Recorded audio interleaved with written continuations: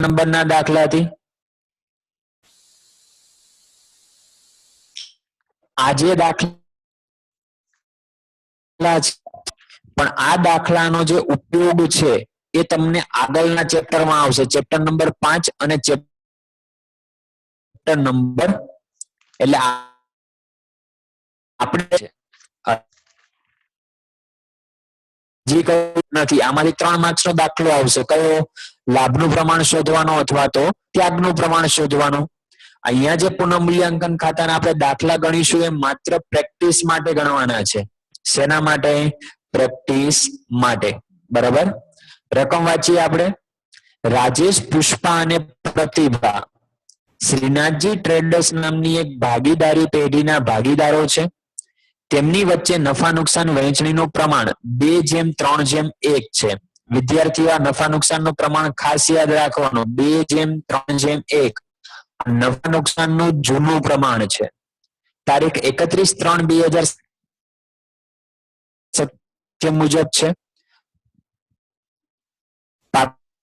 પાકા સરવૈયા મૂડી દેવા બાજુ મૂડી ત્રણેય ભીગની મૂડી છે 5 લાખ રૂપિયા. બિન ચાલુ દેવામાં 10%ની બેંક 80,000 રૂપિયા. ચાલુ દેવામાં લેણદારો 1,70,000 રૂપિયાના. દેવી હુંડી 40,000 રૂપિયા. કારીગર નફા ભાગ ભંડોળ 29,000 રૂપિયા અને ચૂકવવાના બાકી ખર્ચા આપણને આપેલા છે 10,000 રૂપિયા. સામે મિલકત મિલકતોમાં આપણને જમીન આપેલી છે 1,80,000 રૂપિયા. મકાન આપેલું છે 3 લાખ રૂપિયા. યંત્રો આપેલા છે 1,20,000. રોકાણો આપેલા છે 40,000. ચાલુ મિલકતો એટલે દેવાદારો આપણને આપેલા છે 50,000. લેણી હુંડી આપણને આપેલી છે 10,000. આખરનો સ્ટોક 35,000. બેંક સિલક આપણને એના પછી બેંક સિલક પછી આપણને આપેલી છે રોકડ સિલક 30,000 રૂપિયા અને પછી આપણને આપેલું છે મળવાની બાકી આવક કેટલા રૂપિયા છે? 4,000 રૂપિયા. બરાબર. ચલો હવે એના પછી નેક્સ્ટ જોઈએ છીએ આપણે રકમ કે ઉપરોક્ત પાકા સરવૈયાની તારીખે ભાગીદારોએ નફા નુકસાન વહેંચણીનું પ્રમાણ બદલીને કેટલું કર્યું? 1:1:1 કર્યું છે. બરાબર. હવે 1:1:1 નફા નુકસાનનું પ્રમાણ કર્યું છે તો એનો મતલબ શું થાય છે? આ નફા નુકસાનનું કયું પ્રમાણ હશે? નવું પ્રમાણ. બરાબર.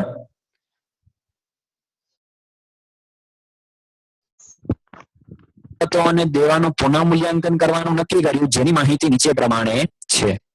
પહેલો હવાલો જમીનની કિંમત 2,50,000 સુધી વધારવી અને મકાનની કિંમત 50,000 થી વધારવી. બીજો હવાલો યંત્રોની કિંમત 80,000 સુધી ઘટાડવી. ત્રીજો હવાલો રોકાણોની કિંમતમાં 30% ઘટાડો કરવો. ચોથો હવાલો દેવાદારો પર 20% ઘાલખાત અનામત અને 5% દેવાદાર વટાવ અનામતની જોગવાઈ કરવાની છે. પાંચમા સ્ટોકની કિંમતમાં 20% ઘટાડો કરવાનો છે. છઠ્ઠો હવાલો 20,000 લેણદારોને હવે રકમ ચૂકવવાની નથી. સાતમો હવાલો ₹3,000 ચૂકવવાના બાકી ખર્ચની અને ₹2,000 મળવાની બાકી આવક નોંધ કરવાની બાકી છે. એટલે ઉપરની માહિતી પરથી ભાગીદારી પેઢીના ચોપડે આમ નોંધ લખી પુનઃ મૂલ્યાંકન ખાતું તૈયાર કરો. બરાબર. આપણને પાકું સરવૈયું આપેલું છે અને એના ઉપરથી આપણને 7 હવાલા આપેલા છે. આપણી પાસે 2 વસ્તુ માંગી છે. આમ નોંધ લખી પુનઃ મૂલ્યાંકન ખાતું તૈયાર કરો. તો વિદ્યાર્થીઓ સૌપ્રથમ પહેલા આપણે અહીંયા પુનઃ મૂલ્યાંકન ખાતું તૈયાર કરીશું. બરાબર. પુનઃ મૂલ્યાંકન ખાતું તૈયાર કરવાનું છે. તો પુનઃ મૂલ્યાંકન ખાતું તમે ગઈકાલે આપણે ચર્ચા કરી હતી કે પુનઃ મૂલ્યાંકન ખાતું તૈયાર કરવાનું કે એટલે કયા પ્રમાણે તમારે કોલમ બનાવવાના. બરાબર. તમે સ્ક્રીન ઉપર જોઈ શકો છો આ પ્રમાણે કોલમ બનાવવાના. ઉધાર, પછી સામે પુનઃ મૂલ્યાંકન ખાતું અને સામે જમા. વિગત રકમ વિગત રકમ. બરાબર. હવે આપણે એક પછી એક હવાલો સોલ્વ કરવાનો છે. ચલો પાછા રકમ ઉપર આવી જઈએ. બરોબર. પેલો જમીનની કિંમત ₹2,50,000 સુધી વધારવી. આ પેલો પોઈન્ટ અહીંયા સુધી આપણે જોઈએ છીએ. જમીનની કિંમત 2,50,000 સુધી વધારવી. તો હવે વિદ્યાર્થીઓ પાકું સરવૈયું જોવો. પાકું સરવૈયું જમીન કેટલા રૂપિયાની આપેલી છે પાકા સરવૈયામાં? 1,80,000 રૂપિયાની. જમીનની કિંમત કેટલી છે પાકા સરવૈયામાં? 1,80,000 રૂપિયા. આપણને હવાલામાં શું કીધું છે? ક્યાં સુધી વધારવાની છે? 2,50,000 સુધી. હવે 2,50,000 સુધી વધારવાની તો બાદ બાકી કરો. 1,80,000 માઇનસ 2,50,000 તો બાદ બાકી કરશો એટલે જવાબ આવશે 70,000 રૂપિયા વધારો થાય છે. જો જમીનની કિંમત પાકા સરવૈયામાં 1,80,000 વધારવાની છે 2,50,000 એટલે જમીનની કિંમતમાં શું થાય છે? વધારો. તો હવે જો તમે સાઈડમાં તમારી પાસે પુનઃમૂલ્યાંકનનો નમૂનો હોય તો જુઓ. બરાબર. તો પુનઃમૂલ્યાંકનનો નમૂનો જુઓ તો મિલકતોની કિંમતમાં વધારો. મિલકતની કિંમતમાં શું થાય છે? વધારો.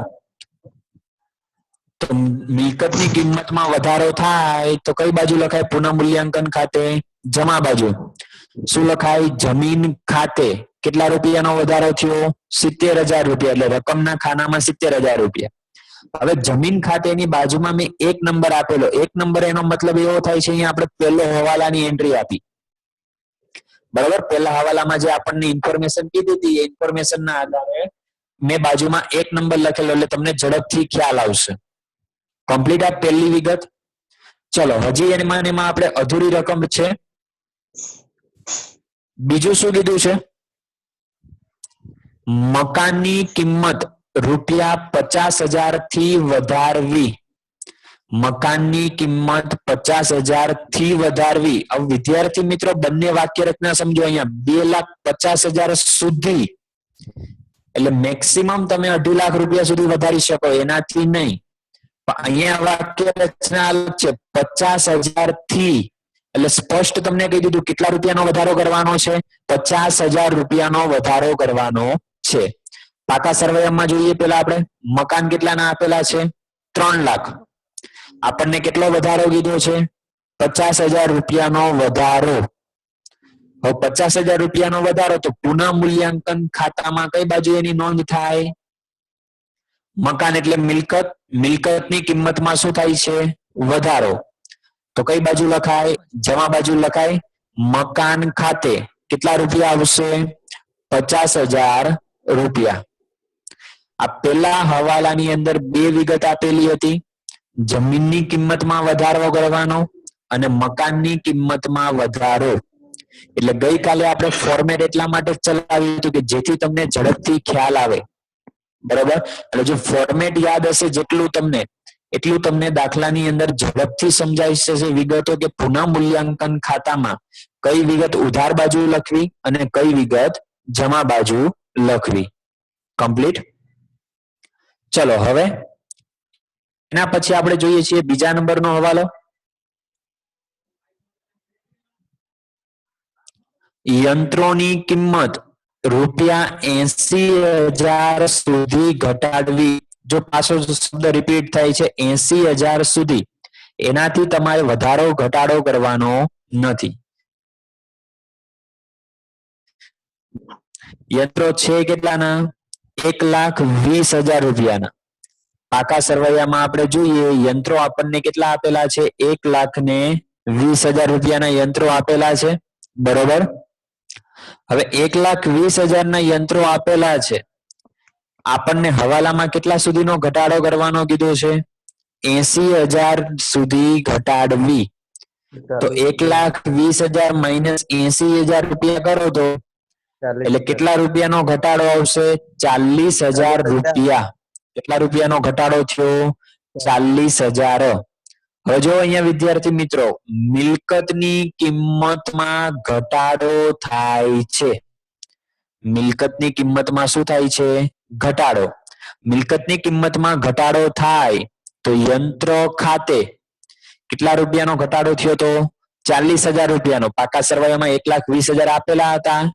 હવાલામાં 80,000 સુધીનો ઘટાડો કરવાનો કીધેલું છે. એટલે ટોટલ કેટલા રૂપિયાનો ઘટાડો થયો? 40,000 રૂપિયાનો. અને યંત્રની કિંમત એટલે કે મિલકતની કિંમતમાં ઘટાડો થાય તો પુનઃ મૂલ્યાંકન ખાતાની ઉધાર બાજુ એની નોંધ થાય. બરોબર. ચલો એના પછી આગળ આપણે જોઈએ ત્રીજા નંબરનો હવાલો.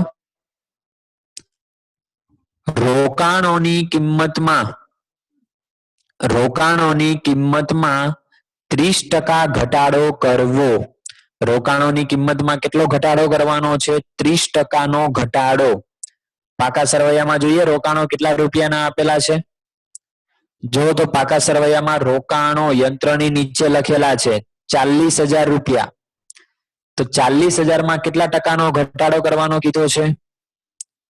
30%. તો 40,000 ના 30% કરો એટલે કેટલા રૂપિયાનો ઘટાડો થશે? 12,000 રૂપિયાનો ઘટાડો થશે. કેલ્સીની અંદર ગણતરી કરતા જજો. 40,000 ગુણ્યા 30%. એટલે 40,000 ના 30% કરો એટલે 12,000 રૂપિયાનો ઘટાડો. હવે રોકાણો એટલે એક પ્રકારનું આપણા માટે તો મિલકત જ થઈ ગઈ. બરાબર. હવે મિલકત થઈ ગઈ તો મિલકતની કિંમતમાં શું થાય છે? ઘટાડો. તો ઘટાડો થાય તો કઈ બાજુ લખાય? પુનઃ મૂલ્યાંકન ખાતાની ઉધાર બાજુ. વિગતમાં લખાશે રોકાણ ખાતે કેટલા રૂપિયાનો ઘટાડો થયો? 12,000 રૂપિયાનો ઘટાડો. બરોબર. ચલો એના પછી આપણે જોઈએ આગળ ચોથા નંબરનો હવાલો જોઈએ છીએ.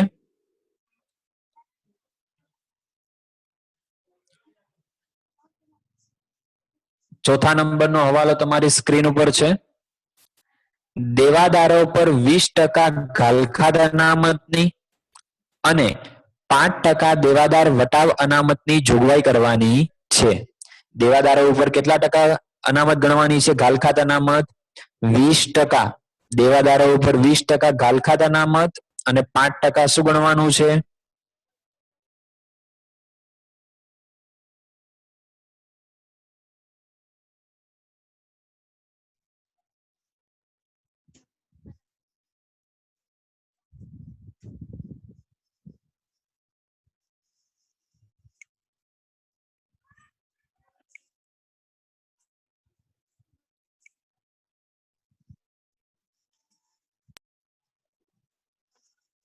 પાકા સરવૈયામાં જો દેવાદારો 50,000. હવે 50,000 રૂપિયાના દેવાદારો છે તો એ 50,000 રૂપિયાના જે દેવાદારો આપેલા એમાં આપણને શું ગણવાનું કીધું છે? 20% ઘાલખાત અનામત અને 5% ઉપર દેવાદાર વટાવ અનામત. બરોબર. 20% શું ગણવાનું છે? ઘાલખાત અનામત અને 5% દેવાદાર વટાવ અનામત. તો જોઈએ આપણે આની ગણતરી કરીએ છીએ એક સાઈડમાં બોક્સની અંદર. દેવાદારો કેટલાના આપેલા હતા આપણને? 50,000 રૂપિયાના. બરોબર. એમાંથી 20% લેખે ઘાલખાત અનામત એટલે 50,000 ના 20% એટલે 10,000 રૂપિયા શું થઈ ગયું? ઘાલખાત અનામત. ઘાલખાત અનામત એ ધંધા માટે શું કહેવાય? નુકસાન કહેવાય. શું કહેવાય? નુકસાન. એટલે 50,000 માંથી 10,000 માઇનસ કરો એટલે 40,000 રૂપિયા વધશે. 40,000 માંથી માઇનસ કરો દેવાદાર વટાવ અનામત કેટલા ટકા? 5%. તો 40,000 ના 5% એટલે 4 × 25 એટલે 2,000 રૂપિયા આવશે. તો 40,000 માઇનસ 2,000 એટલે કેટલા રૂપિયા થયા? 38,000. આપણને બે હવાલામાં વિગત આપેલી હતી ઘાલખાત અનામત અને દેવાદાર વટાવ અનામત. બરોબર. ઘાલખાત અનામત અને દેવાદાર વટાવ અનામત બંને ધંધા માટે નુકસાન કહેવાય, ખોટ કહેવાય એક પ્રકારની. હવે નુકસાન અને ખોટ થઈ એટલે પુનઃ મૂલ્યાંકન ખાતાની કઈ બાજુ લખાય? ઉધાર બાજુ લખાય. કઈ બાજુ લખાશે? પુનઃ મૂલ્યાંકન ખાતાની ઉધાર બાજુ. ઘાલખાત અનામત ખાતે 10,000 રૂપિયા અને દેવાદાર વટાવ અનામત ખાતે 2,000 રૂપિયા. બંનેની નોંધ થઈ ગઈ. ઘાલખાત અનામત 20% અને દેવાદાર વટાવ અનામત 5%. બરોબર. ચલો એના પછી આપણે જોઈએ છીએ આગળનો હવાલો હવાલા નંબર 5,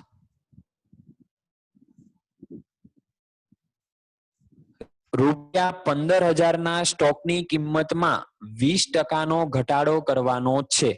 અહીંયા જો તમને સ્ટોકની કિંમત આપી દીધી છે 15,000 સ્ટોક, કેટલા ટકા ઘટાડો? 20%. તો 15,000 20% કરો કેલ્સી ની અંદર ગણતરી, એટલે 3,000 રૂપિયા. સ્ટોક એટલે ધંધાની ચાલુ મિલકત. સ્ટોક એટલે ધંધાની ચાલુ મિલકત. તો સ્ટોકની કિંમતમાં શું થયો? ઘટ, એટલે મિલકતની કિંમત ઘટી. બરાબર. હવે મિલકતની કિંમત ઘટી તો પુનઃમૂલ્યાંકન ખાતામાં મિલકતમાં ઘટાડો, તો કઈ બાજુ નોંધ થાય? ઉધાર બાજુ નોંધ થાય. એટલે જો પુનઃમૂલ્યાંકન ખાતાની ઉધાર બાજુ આવી ગયું. આખર સ્ટોક ખાતે કેટલા રૂપિયા? 3,000 રૂપિયા આવશે. બરોબર. ચલો એના પછી આગળ છઠ્ઠા નંબરનો હવાલો જોઈએ. રૂપિયા 20,000 લેણદારને હવે રકમ ચૂકવવાની નથી. લેણદારો કેટલા રૂપિયાના? 20,000 રૂપિયાના હવે રકમ ચૂકવવાની નથી. લેણદાર એટલે આપણા માટે શું થઈ ગયું? દેવું થઈ ગયું. આપણે કોઈ વ્યક્તિને પૈસા શું છે હવે ચૂકવવાના નથી. તો આપણા માટે તો શું થઈ ગયું? પેઢી માટે તો ફાયદો થઈ ગયો ને. એટલે પેઢી માટે એક પ્રકારનો નફો થઈ ગયો. તો નફો થાય તો પુનઃમૂલ્યાંકન ખાતાની કઈ બાજુ લખાય? જમા બાજુ લખાય. એટલે જો પુનઃમૂલ્યાંકન ખાતાની જમા બાજુ આપણે જોઈએ એની નોંધ. બરોબર. તો પુનઃમૂલ્યાંકન ખાતાની જમા બાજુ લેણદારો ખાતે 20,000 રૂપિયા. બરોબર. ચલો એના પછી આપણે આગળ જોઈએ છીએ છેલ્લો હવાલો જે 7મા નંબરનો કીધો છે, એમાં પણ બે માહિતી છે. પેલા આપણે એક માહિતીની નોંધ કરશું. રૂપિયા 3,000 ચૂકવવાનો બાકી ખર્ચ. જો ફોર્મેટ જોવો, ફોર્મેટ તમારી પાસે બુકમાં લખેલું હોય તો ચૂકવવાનો બાકી ખર્ચ પુનઃમૂલ્યાંકન ખાતાની ઉધાર બાજુ લખેલો હશે. બરોબર. એટલે 3,000 રૂપિયા પુનઃમૂલ્યાંકન ખાતાની કઈ બાજુ આવશે? ઉધાર બાજુ આવશે. તો આપણે લખી નાખીએ છીએ 3,000 રૂપિયા પુનઃમૂલ્યાંકન ખાતાની ઉધાર બાજુ ચૂકવવાનો બાકી ખર્ચ. બરોબર. આવી ગયું. 3,000 રૂપિયા ચૂકવવાના બાકી ખર્ચ ખાતે પુનઃમૂલ્યાંકન ખાતાની ઉધાર બાજુ. બરોબર. ચલો એના પછી આપણે આગળ જોઈએ છીએ. એમાં ને એમાં હજી એક માહિતી અધૂરી છે. રૂપિયા 2,000 મળવાની બાકી આવકની નોંધ કરવાની બાકી છે. મળવાની બાકી આવક અને નોંધ કરવાની શું છે? બાકી છે. પહેલી વસ્તુ મળવાની બાકી આવક. તો ફોર્મેટ જુઓ પુનઃમૂલ્યાંકન ખાતાનું. મળવાનું બાકી આવક અને અગાઉથી ચૂકવેલ ખર્ચ આપણે કોલમમાં લખેલું છે. કયા બાજુ? પુનઃમૂલ્યાંકન ખાતાની કઈ બાજુ આવશે? જમા બાજુ. કારણ કે આપણી માટે શું છે? આવક છે, એટલા માટે. તો જોઈએ આપણે પુનઃમૂલ્યાંકન ખાતાની જમા બાજુ. બરોબર. મળવાની બાકી આવક ખાતે કેટલા રૂપિયા છે? 2,000 રૂપિયા. વિદ્યાર્થીઓ હવે તમે જુઓ, કોઈ વિગત હવે બાકી છે? સાથે સાથ હવાલાની આપણે એન્ટ્રી આપી દીધી. બરોબર. તો હવે જુઓ પુનઃમૂલ્યાંકન ખાતું, જે બાજુનું ટોટલ વધારે થતું હોય એ બાજુનું ટોટલ કરવાનું. તમે કેલ્સીની અંદર ટોટલ કરવા માટે જશો. બરોબર. તો એ ટોટલ માટે તમે ઉધાર બાજુનું ટોટલ અને જમા બાજુનું ટોટલ કરશો તો જમા બાજુનું ટોટલ વધારે છે. જમા બાજુનું ટોટલ વધારે છે. તો જો જમા બાજુનું ટોટલ કરો કેટલા રૂપિયા થાય છે? 1,42,000. એ જ ટોટલ પાછું કઈ બાજુ લખી દેવાનું? ઉધાર બાજુ. જમા બાજુ જે ટોટલ આવે એ જ ટોટલ ક્યાં લખવાનું? ઉધાર બાજુ. અને 1,42,000 ટોટલ આવે છે, એમાંથી ઉધાર બાજુનું ટોટલ માઇનસ કરો. કઈ કઈ વિગતો? 40,000 રૂપિયા, 12,000 રૂપિયા, 10,000 રૂપિયા, 2,000 રૂપિયા, 3,000 રૂપિયા અને 3,000 રૂપિયા. આટલી વિગત માઇનસ કરશો એટલે તફાવત મળશે. કેટલો તફાવત આવે છે? હવે 72,000 રૂપિયાનો તફાવત આવે છે. કેટલા રૂપિયાનો? આ 72,000 રૂપિયાનો તફાવત આવે છે તમારી પાસે.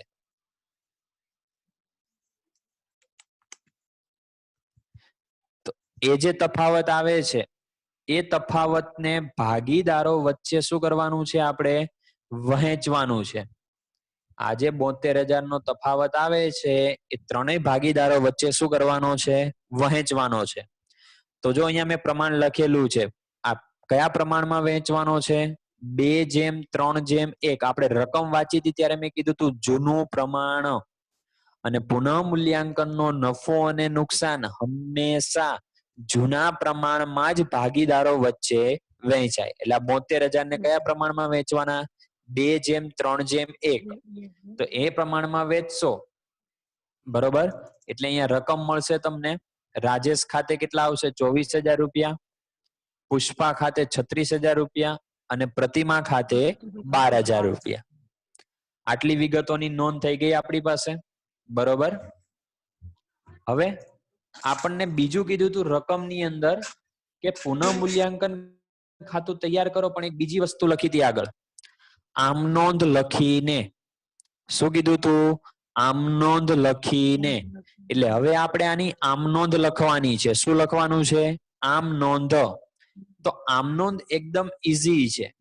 જો પુનઃ મૂલ્યાંકન ખાતું બનાવતા આવડે તો એની ઉપરથી આમ નોંધ બની જાય. હવે આમ નોંધ આપણે પેલા છે ને જમા બાજુની બનાવવાની છે. આમ નોંધ કઈ બાજુની આપણે પેલા બનાવશું? જમા બાજુની, આ બાજુની, બરોબર? જમા બાજુની. હવે જમા બાજુની આમ નોંધ બનાવશો તો જો મેં આમ નોંધ નું આખું કોષ્ટક તૈયાર કરેલું જ છે આપણી પાસે, બરોબર? પેલી આમ નોંધ, જમીન ખાતે ઉધાર તે પુનઃ મૂલ્યાંકન ખાતે. એટલે જે આપણી પાસે પેલી જે જમીનનો હવાલો હતો એ, આની ઉપરથી વિદ્યાર્થીઓ તમે 11મા ધોરણમાં ખાતા વહી અને ખતવણી ચેપ્ટર શીખીને આવ્યા છો. આમ નોંધ જે લખ્યું એની શું કરતા હતા તમે? ખતવણી. અને એ ખતવણી થયેલી વિગતો પરથી પણ ફરી વખત તમે આમ નોંધ લખી શકો, બરોબર? તો અહીંયા આપણે એ જ કરેલું છે, બરોબર?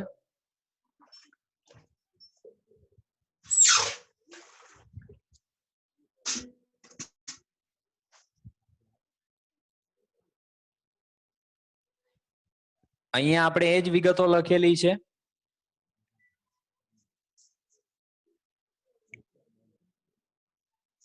સોરી હો, સ્ક્રીન બદલાઈ ગઈ છે, 2 મિનિટ.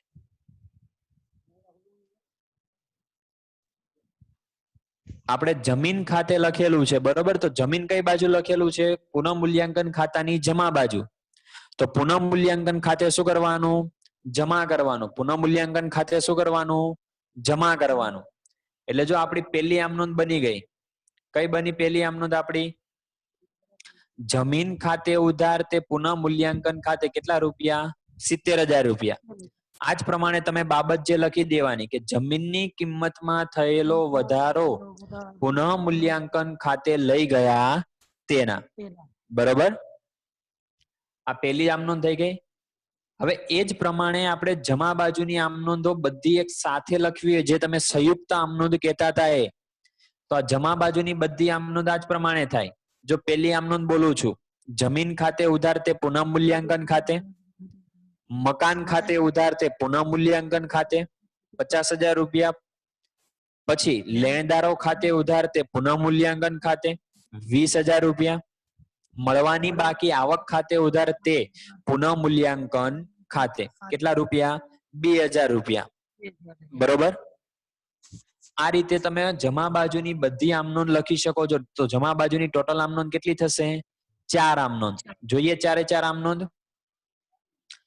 પેલી આમ નોંધ તો આપણે જોઈ લીધી, જમીન ખાતે ઉધાર તે પુનઃ મૂલ્યાંકન ખાતે. બીજી આમ નોંધ, મકાન ખાતે ઉધાર તે પુનઃ મૂલ્યાંકન ખાતે. ત્રીજી આમ નોંધ, લેણદારો ખાતે ઉધાર તે પુનઃ મૂલ્યાંકન ખાતે. અને ચોથી આમ નોંધ, મળવાની બાકી આવક ખાતે ઉધાર તે પુનઃ મૂલ્યાંકન ખાતે. જમા બાજુની 4 આમ નોંધ કમ્પ્લીટ. ચલો હવે આપણે જોઈએ ઉધાર બાજુ, બરોબર? ઉધાર બાજુની વિગતો આપણે જોઈએ. એક જ મિનિટ હો.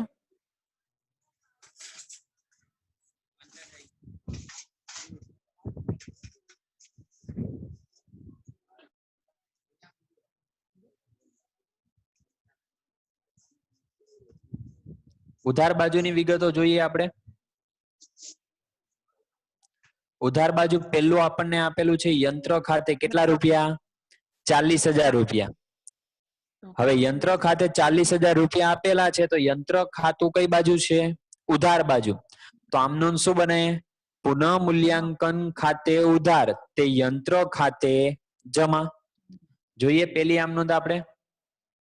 પુનઃ મૂલ્યાંકન ખાતે ઉધાર તે યંત્ર ખાતે જમા. 5મા નંબરની આમ નોંધ તમે જોઈ શકો છો. પુનઃ મૂલ્યાંકન ખાતે ઉધાર 40,000 તે યંત્ર ખાતે જમા 40,000. આ જ પ્રમાણે બીજી બધી આમ નોંધ લખવાની છે. બાકીની આમ નોંધ પણ આ જ પ્રમાણે. કેવી રીતે? રોકાણ ખાતે ઉધાર તે પુનઃ મૂલ્યાંકન ખાતે જમા. ગાલખાદ અનામત ખાતે ઉધાર તે પુનઃ મૂલ્યાંકન ખાતે જમા.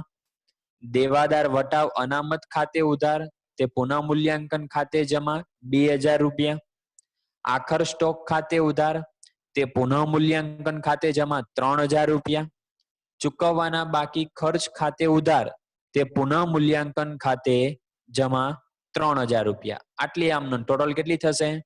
4 જમાની, 5, 6, 7, 8, 9 અને 10 આમ નોંધ. ટોટલ કેટલી આમ નોંધ થઈ? 10.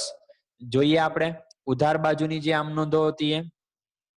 પુનઃ મૂલ્યાંકન ખાતે તે યંત્ર ખાતે, પુનઃ મૂલ્યાંકન ખાતે ઉધાર તે રોકાણ ખાતે, પુનઃ મૂલ્યાંકન ખાતે ઉધાર તે ગાલખાત અનામત ખાતે, પછી પુનઃ મૂલ્યાંકન ખાતે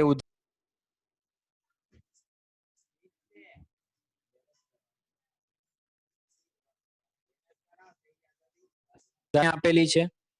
પુનઃ મૂલ્યાંકન ખાતે ઉધાર તે સ્ટોક ખાતે, પછી પુનઃ મૂલ્યાંકન ખાતે ઉધાર તે ચૂકવવાના બાકી ખર્ચ ખાતે. એટલે જે વિગતો આપેલી હતી એ વિગતો